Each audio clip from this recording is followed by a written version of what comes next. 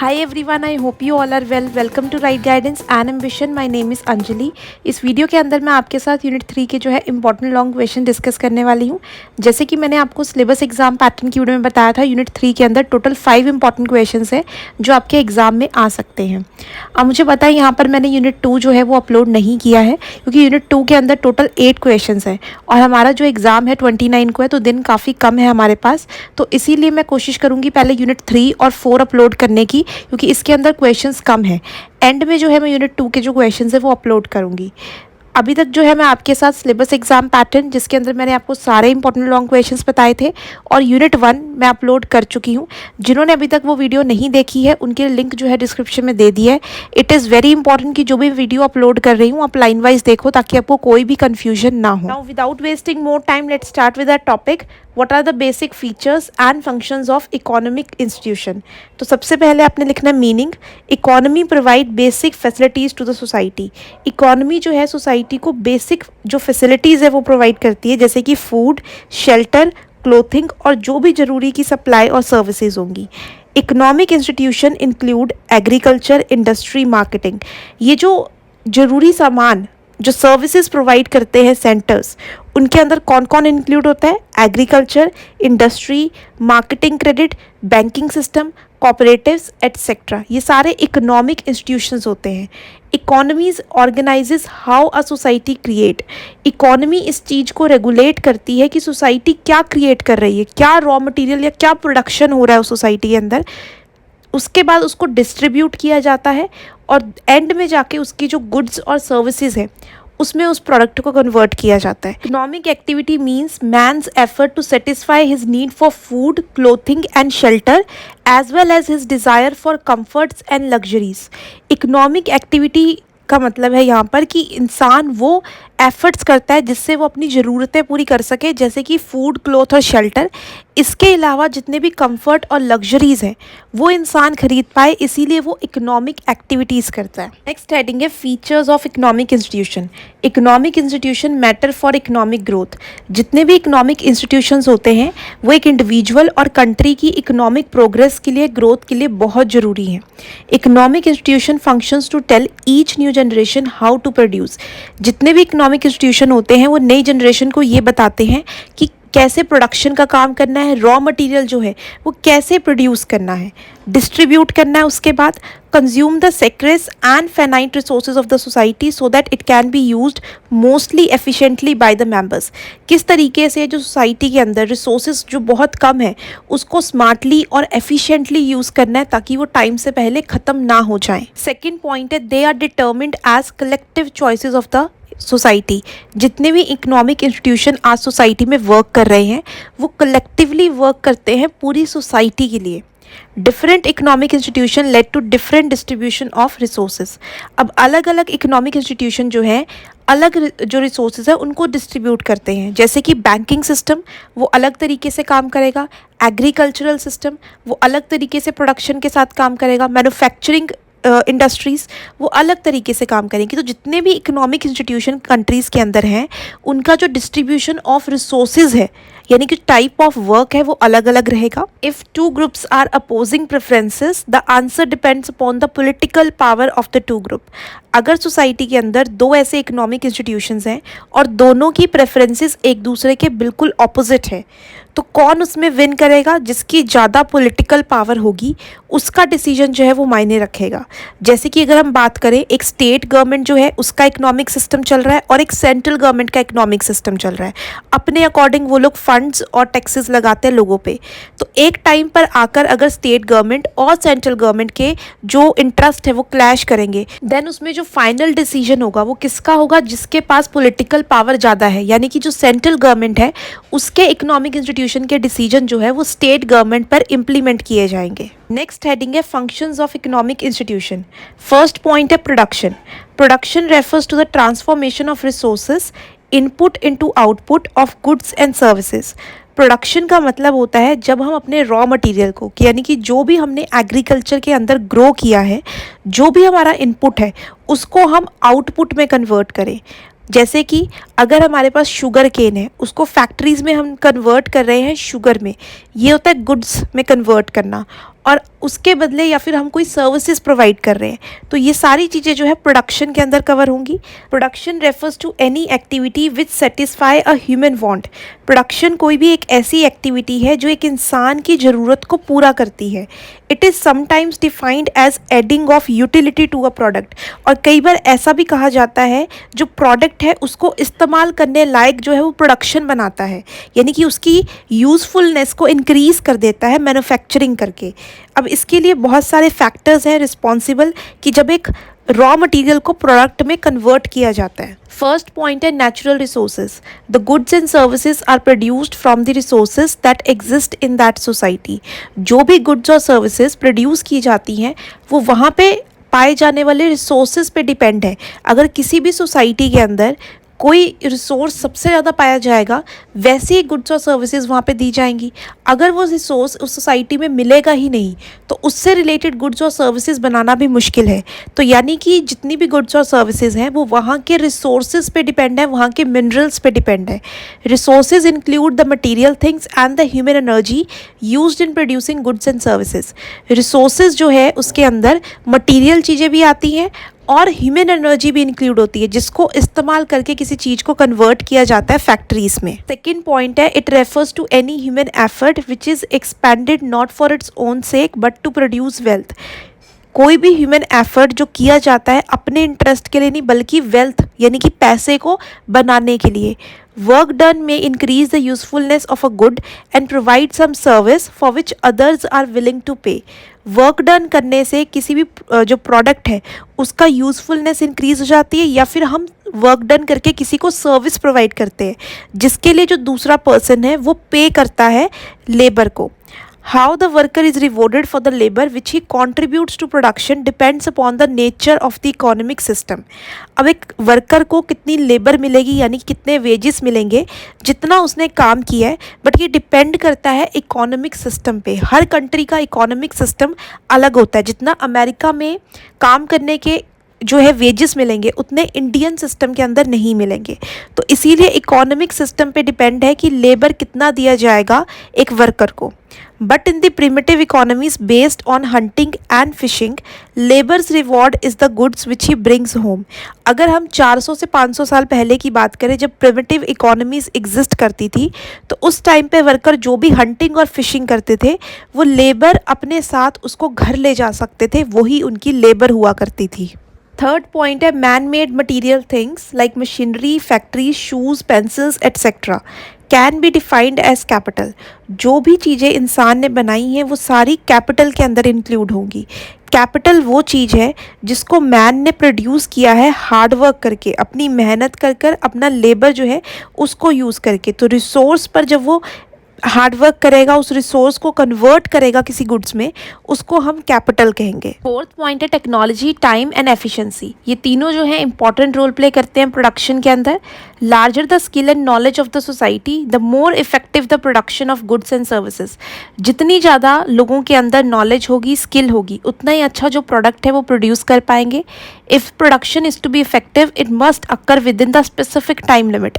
अगर हम चाहते हैं हमारा प्रोडक्ट जो है वो अच्छा बने तो उसको एक स्पेसिफिक टाइम लिमिट के अंदर बना लेना चाहिए, यानी कि टाइम जो है कम से कम यूज़ करना चाहिए और टाइम मैनेजमेंट के साथ प्रोडक्ट बनाना चाहिए। एफिशिएंसी जो है एक इम्पॉर्टेंट फैक्टर है क्योंकि इससे जो है हमने गुड को हाईएस्ट आउटपुट तक ले जा सकते हैं, मतलब अच्छे से अच्छा प्रोडक्ट बना सकते हैं बिना रॉ मटेरियल को वेस्ट किए और कम से कम टाइम में। फिफ्थ पॉइंट है entrepreneur. Every productive activities require some planning and direction. अगर हम कोई भी चीज़ जो है उसको प्रोड्यूस कर रहे हैं उसमें सबसे ज़रूरी चीज़ होती है प्लानिंग और एक डायरेक्शन में काम करना। The term entrepreneur refers to the undertaker of a business, कि यानी कि वो पर्सन जो उस बिज़नेस को चला रहा है, जितनी भी इकोनॉमिक एक्टिविटीज़ हैं वो उसके कंट्रोल में है। But in modern times we find a high degree of division of functions. अगर हम मॉडर्न टाइम्स की बात करें, यहाँ पर काम को बांट दिया जाता है, डिवाइड होता है, हर एक पर्सन का एक स्पेसिफिक काम होता है। जैसे कि अगर हम बात करें some own and provide the natural resources, कुछ लोग जो है वो एग्रीकल्चर का काम करते हैं यानी कि गुड्स को प्रोड्यूस करते हैं। सेकंड है अदर्स प्रोवाइड द लेबर, कुछ लोग जो है लेबर का काम करते हैं यानी फैक्ट्रीज़ के अंदर या एग्रीकल्चरल फील्ड्स के अंदर। स्टिल अदर ओन्स और लेंड द मनी, कुछ लोग जो है पैसा प्रोवाइड करते हैं फैक्ट्रीज और मशीन्स और सेटअप्स के लिए। तो ये सारी चीज़ें जो है प्लानिंग का एक इम्पॉर्टेंट पार्ट है। 6th पॉइंट है गवर्नमेंट। इन सम वे गवर्नमेंट इन्फ्लुएंस प्रोडक्शन। तो कुछ तरीक़ों से गवर्नमेंट भी इन्फ्लुएंस करती है प्रोडक्शन को, जैसे कि tariff protection for certain industries, कि एक एक्यूरेट अमाउंट ऑफ टैक्स ही लगाना चाहिए इंडस्ट्रीज़ पे, अननेसेसरी टैक्स नहीं लगने चाहिए। Finding and protecting raw material को फाइंड करना और उसको प्रोटेक्ट करके रखना। Foreign markets for finished goods, यानी कि मल्टीनेशनल कंपनीज़ का सेटअप जो है वो स्टार्ट करना कंट्री के अंदर। Regulating domestic and foreign trade, जितना भी कंट्री के अंदर डोमेस्टिक और फॉरेन ट्रेड हो रहा है उसके लिए रेगुलेट करने के लिए लॉज बनाना। सेटलिंग लेबर डिस्प्यूट्स, जो भी लेबर डिस्प्यूट्स है, जो उनके मांगे हैं उसको सुनना और उसको सॉल्व करना। Laws to regulate the wages, hours and working condition of the factory workers, laws बनाना कि जो भी लेबर क्लास है उसके जो वेजेस है, उसका जो वर्किंग आवर है, जो उसकी कंडीशंस है वो अच्छे से हो, वो प्रॉपर कंडीशंस में काम करे। तो ये सारे तरीके से गवर्नमेंट भी इन्फ्लुएंस करती है प्रोडक्शन को। जो पहला पॉइंट था वो था प्रोडक्शन, जिसके अंदर रॉ मटेरियल को प्रोडक्ट के अंदर कन्वर्ट किया जा रहा है और उस पर बहुत सारे फैक्टर्स इन्फ्लुएंस करते हैं, वो हमने सारे अभी डिस्कस किए। अब सेकंड पॉइंट है आपका कंजप्शन, कि जब एक रॉ मटेरियल से प्रोडक्ट बन जाएगा और वो फाइनल हो जाएगा लोगों के कंज्यूम करने के लिए, यानी कि उसके यूज़ के लिए। Consumption is the process by which goods and services are put to final use by the people. तो कंजप्शन एक ऐसा प्रोसेस है जिसके अंदर गुड्स और सर्विसेज जो होती हैं फाइनल हो जाती हैं लोगों के इस्तेमाल करने के लिए। Consumer satisfaction is the ultimate economic goal. अब यहाँ पर ये देखा जाता है कि जो भी प्रोडक्ट बनाया जा रहा है उससे क्या कंज्यूमर सेटिस्फाई है, ये मेन गोल होता है। Consumption represents no problem in simple societies.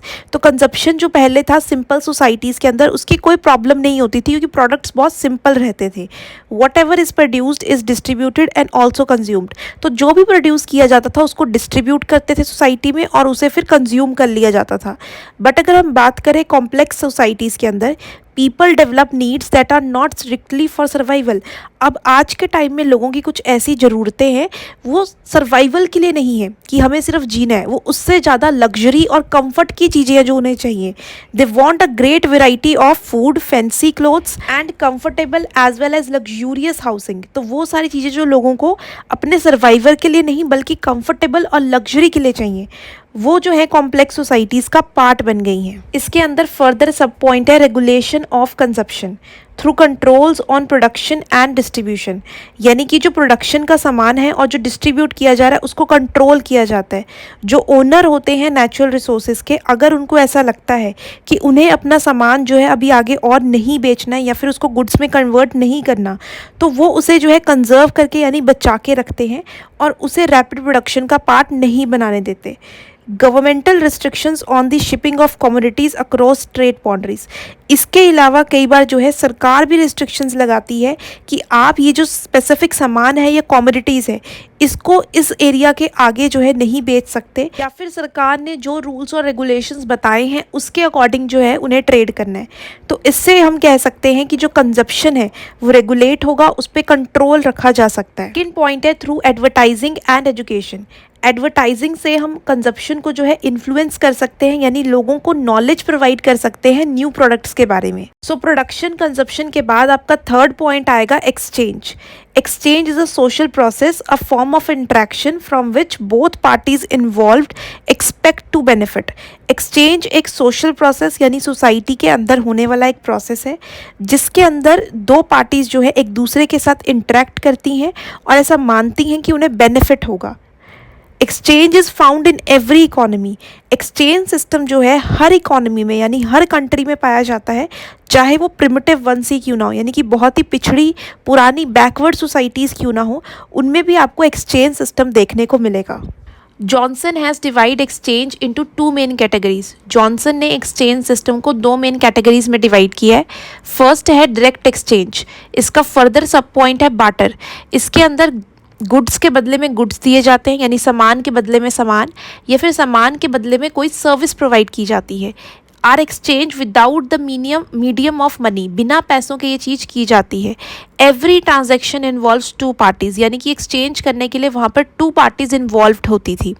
अब अगला सब पॉइंट है एडमिनिस्टर्ड ट्रेड। अब जिस एरिया में ट्रेड किया जा रहा है वहाँ पर जो भी पॉलिटिकल अथॉरिटी है, गवर्नमेंट है, लीडर है, वो प्राइसेस को फिक्स करेंगे। तब जाकर हम कहेंगे कि ट्रेड जो है एडमिनिस्टर्ड हो रहा है, अकॉर्डिंग टू रूल्स रेगुलेशन किया जा रहा है उस स्पेसिफिक एरिया में। सेकेंड पॉइंट है इनडायरेक्ट एक्सचेंज। इसके अंदर फर्दर सब पॉइंट है गिफ्ट एक्सचेंज। ये सबसे most common form of exchange है प्रिमिटिव पीपल का, यानी कि जो प्रिमिटिव पुरानी सोसाइटीज़ थी वहाँ पर गिफ्ट्स एक्सचेंज किए जाते थे। इसके अंदर एक पार्टी जो है दूसरी पार्टी को गुड्स प्रोवाइड करेगी बिना किसी बार्गेनिंग यानी कि मोल भाव के, बिना किसी एग्रीमेंट के। तो यहाँ पर गिफ्ट एक्सचेंज जो था उस टाइम पर सबसे ज़्यादा कॉमन एक्सचेंज का एक सिस्टम पाया जाता था। सेकेंड पॉइंट है redistribution. Tax is a form of redistribution in which the involuntary contribution of the society's taxable members are redistributed. तो यहाँ पर टैक्स सिस्टम जो है वो रीडिस्ट्रीब्यूट है कि लोगों से टैक्स इकट्ठा किया जाएगा, उसके बाद सरकार उसको रेगुलेट कर कर लोगों के लिए ही इस्तेमाल करेगी। तो इसको बोलते हैं रीडिस्ट्रीब्यूट, लोगों से ही कलेक्ट कर कर लोगों के इस्तेमाल के लिए उसको यूज़ करना कि उस टैक्स से पूरी सोसाइटी को बेनिफिट मिल सके। Now last fourth point है distribution. Distribution refers to the process by which the gross value of an economic good is divided among those who have contributed to its production. Distribution एक ऐसा process है जिसके अंदर जो भी good बनाया गया है उसकी जो भी वैल्यू है उसको लोगों के बीच में बांट दिया जाए जिसने वो प्रोडक्ट बनाया है। जैसे कि एक प्रोडक्ट को बनाने के लिए बहुत सारे इंडिविजुअल्स और ग्रुप जो है वो उसमें कंट्रीब्यूट करते हैं। Those who provide the land or natural resources receive their reward in the form of economic rent. अब जो लोग लैंड या नेचुरल रिसोर्स प्रोवाइड करेंगे उन्हें रिवॉर्ड मिलेगा इकोनॉमिक रेंट के थ्रू। जो लोग जो है लेबर का काम करेंगे उन्हें वेजेस और सैलरीज दी जाएंगी। और जो लोग जो है मनी जो है वो देंगे उधार पर, जैसे कि फैक्ट्रीज़ लगाने के लिए, मशीन्स के लिए, वो लोग कैपिटलिस्ट होते हैं और उनको उनका रिवॉर्ड मिलेगा इंटरेस्ट के रूप में। जो गवर्नमेंट होती है उसको रिवॉर्ड मिलेगा टैक्सेस की फॉर्म में, और जो भी इसके बाद बच जाएगा वो मैनेजर जो बिजनेस का है उसका होगा एज अ प्रॉफिट के तौर पे। नाउ एंड में conclusion 4 to 5 lines and it is very important to write the conclusion in the end. इससे आपका आंसर जो है कंक्लूड हो जाएगा। कोई भी इंपॉर्टेंट लाइंस जो हमने पूरे क्वेश्चन में डिस्कस की हैं आप कंक्लूजन में लिख सकते हो। इन केस आपको लाइंस नहीं पता लगेंगी, मैंने आपके लिए यहाँ पे लाइंस लिख दी हैं, आप यहाँ से रीड कर लेना। Second important question from the unit 3, write down a note on the institution of property. तो सबसे पहले आपने इंट्रोडक्शन लिखना है। Property is an important institution in the economies of society. तो किसी भी सोसाइटी का सबसे इम्पॉर्टेंट जो इंस्टीट्यूशन होता है वो प्रॉपर्टी होता है। The word property is used in 2 senses. तो इसको 2 तरीके से वर्ड प्रॉपर्टी को डिफाइन कर सकते हैं। जैसे कि कुछ राइटर्स का ये मानना है कि कोई भी गुड्स और थिंग्स जिसका ओनर एक इंडिविजुअल है या फिर ग्रुप ऑफ इंडिविजुअल्स हैं। सेकेंड सेंस में अगर हम बात करें, प्रॉपर्टी रेफर्स टू राइट, यानी कि कोई ऐसी चीज़ या जगह जिस पर आपका अधिकार है। सबसे पहले sorry for the hand writing, जो बच्चे पुरानी वीडियोस देखते आ रहे हैं मेरी, उन्हें पता ही हैंड राइटिंग मेरी नहीं है। सोशियोलॉजी का जो टाइम है पेपर का काफ़ी कम है, 2 या 3 दिन है। बच्चों ने रिक्वेस्ट किया काफ़ी मैसेजेस करके कि मैम प्लीज़ नोट्स डालो सोशियोलॉजी के, तो इसीलिए मैंने डिसीजन लिया कि अगर बच्चे वेट कर रहे हैं तो नोट्स डाल देने चाहिए। बट इतने क्विक टाइम में इतना सब कुछ लिखना, क्योंकि काफ़ी क्वेश्चंस है सोशियोलॉजी के, तो वो थोड़ा सा हेक्टिक हो रहा था मेरे लिए स्केड्यूल, इसलिए मैंने अंडरलाइन करके दिए थे लाइंस, किया उनसे ऐसे बनवाए थे मैंने नोट्स। अगर आपको कोई भी वर्ड या लाइन समझने में कोई प्रॉब्लम आ रही है तो आप कमेंट सेक्शन में मुझसे पूछ सकते हो। I hope you can understand, क्योंकि मेरे पास भी काफ़ी वर्कलोड है, कोचिंग का काम भी होता है। Property consist of rights and duties of one person और ग्रुप, कि एक पर्सन की क्या राइट्स और ड्यूटीज़ हैं उस प्रॉपर्टी से कनेक्टेड। प्रिमिटिव सोसाइटीज़ यानी पुरानी सोसाइटीज़ में एक पर्सन का जो भी उसके आसपास की बिलोंगिंग्स है, जो सामान होता है, जो भी आर्टिकल्स है, वो उसका वो पर्सन ओनर माना जाता था। और अगर उस पर्सन की डेथ हो जाती है तो जितने भी आर्टिकल्स है, उसकी बिलोंगिंगनेस है, उसको भी उसके साथ बरीड यानी दफना दिया जाता था।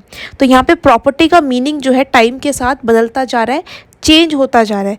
और कुछ जगहों पर प्रॉपर्टी का मतलब एक इंडिविजुअल का नाम भी होता था। अगर कोई उसकी नाम को मिसएप्रोप्रिएट तरीके से या फिर अब्यूज़ करने की कोशिश करता था तो उसके खिलाफ जो था स्ट्रिक्ट एक्शन लिया जाता था। तो यहाँ पर प्रॉपर्टी का मतलब जो है टाइम के साथ चेंज होता जा रहा है। In primitive time, the chief form of property was land. पुराने टाइम में जो ज़्यादातर प्रॉपर्टी का मतलब हुआ करता था वो लैंड हुआ करता था, और ओनरशिप जो थी उसकी वो कस्टम यानी कि रीति रिवाज से डिसाइड हुआ करती थी, या फिर कोई पर्सन पावरफुल है वो अपनी फोर्स का इस्तेमाल करके किसी की लैंड छीन सकता था। बट अगर आज हम बात करें मॉडर्न टाइम्स के अंदर, लीगल राइट जो है बेसिस है प्राइवेट प्रॉपर्टी का, यानी लीगली हम जो लैंड है उसको ट्रांसफ़र कर सकते हैं, कोई किसी से जो है उसको छीन नहीं सकता, हर पर्सन का ये एक लीगल राइट होता है।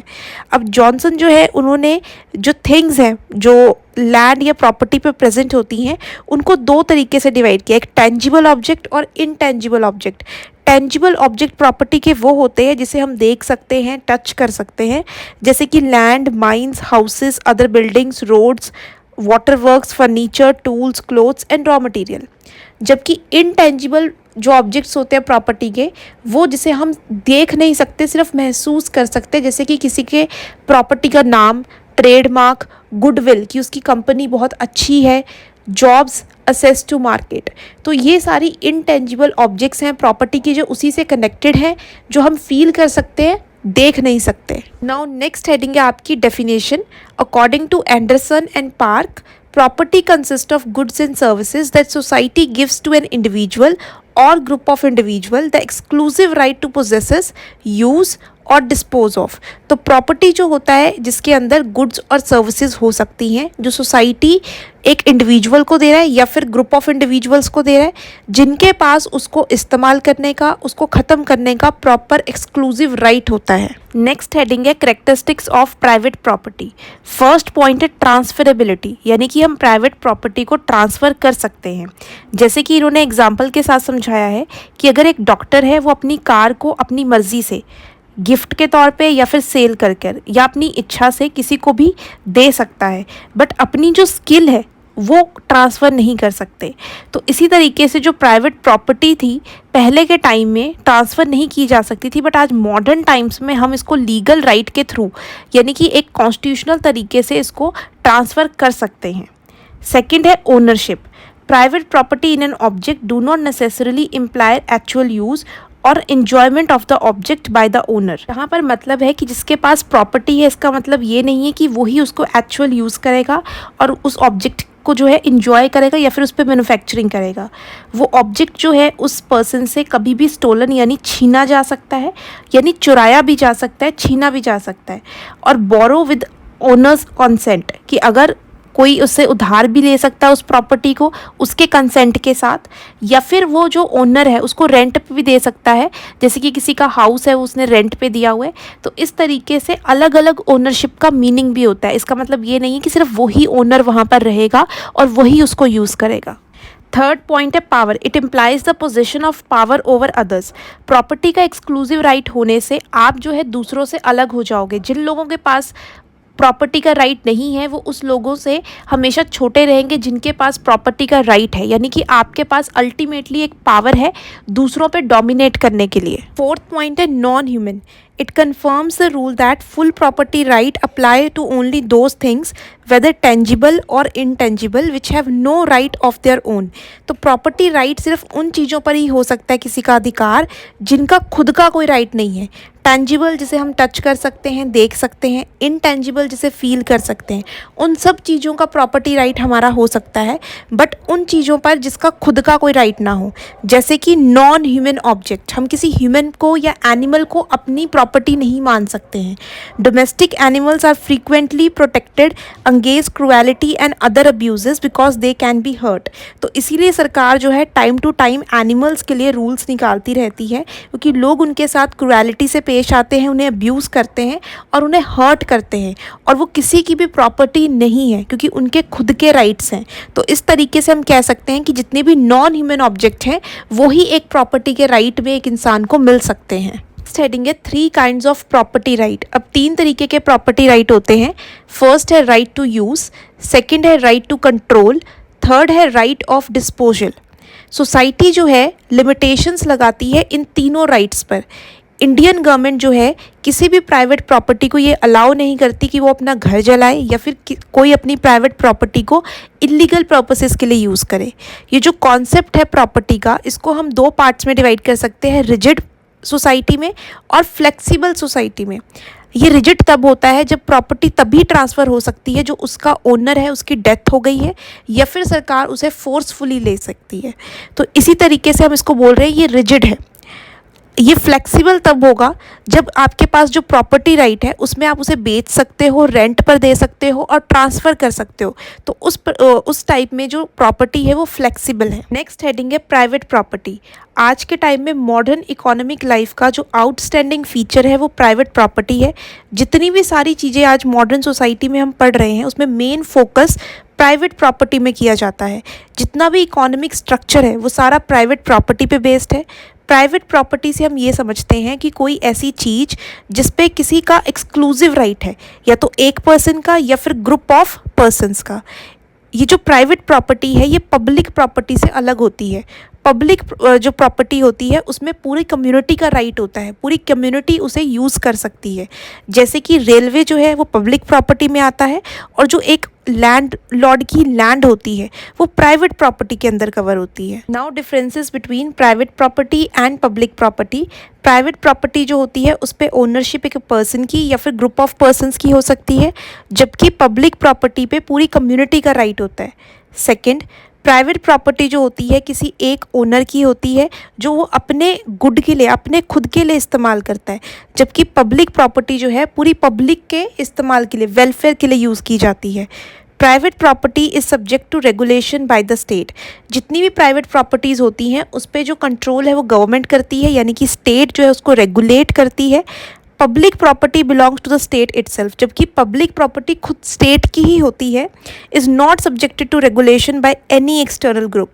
और पब्लिक प्रॉपर्टी को कोई भी रेगुलेट नहीं कर सकता, कोई भी एक्सटर्नल एजेंसी उसे कंट्रोल नहीं करती, क्योंकि वो सरकार की खुद की होती है। उसके लिए सरकार खुद रूल्स रेगुलेशन बनाती है। नेक्स्ट हेडिंग है advantages of private property. First point है इंसेंटिव टू वर्क।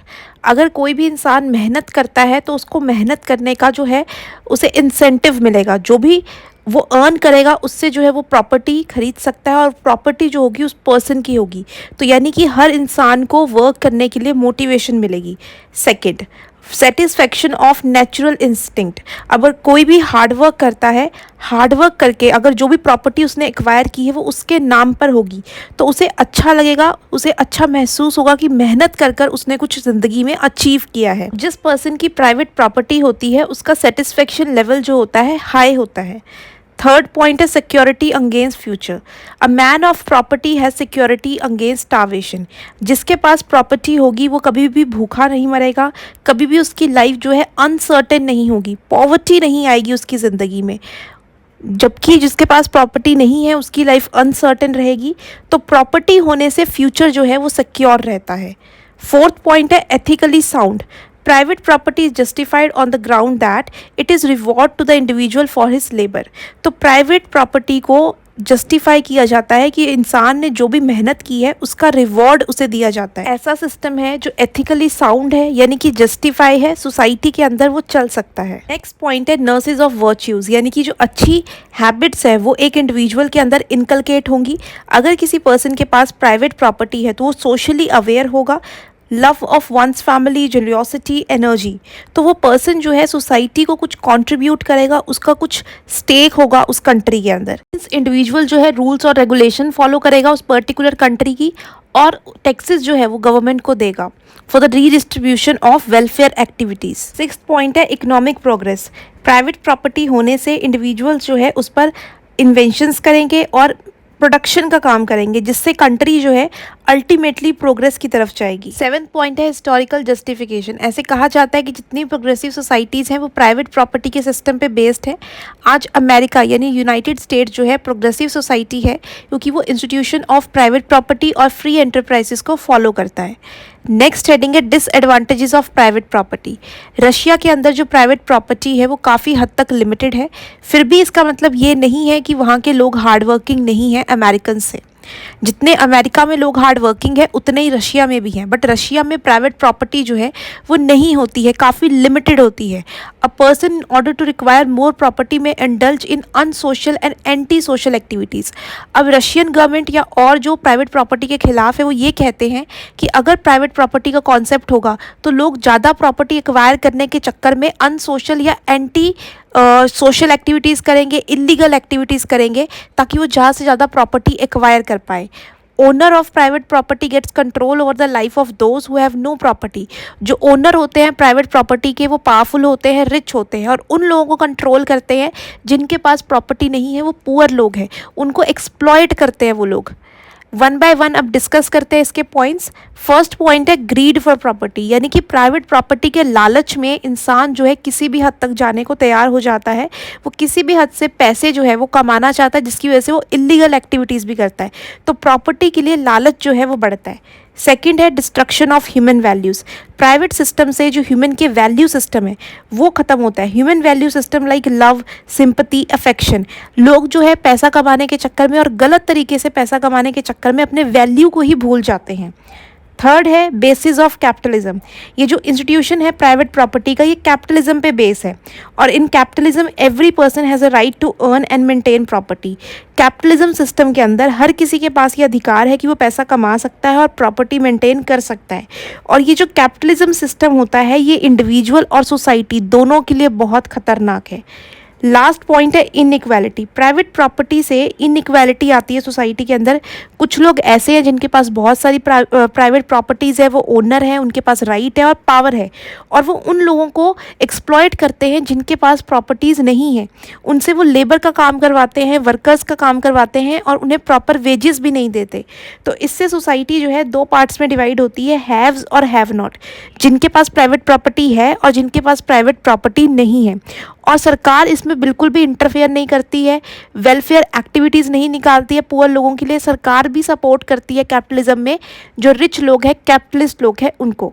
तो इसीलिए ये सारे हैं disadvantages of private property. Now one request to all of you, please like the video and subscribe the channel, क्योंकि वही मेरे लिए एक फीडबैक है कि आपको ये कंटेंट अच्छा लग रहा है और मुझे मोटिवेशन मिलेगी और ऐसा कंटेंट जल्दी से जल्दी अपलोड करने के लिए। I hope you will find this video informative and helpful. If you have any doubt related to this video or your syllabus, please comment below. Share this video with your friends and subscribe the channel so that you will get the notification on time. All the best achievers. Have a nice day.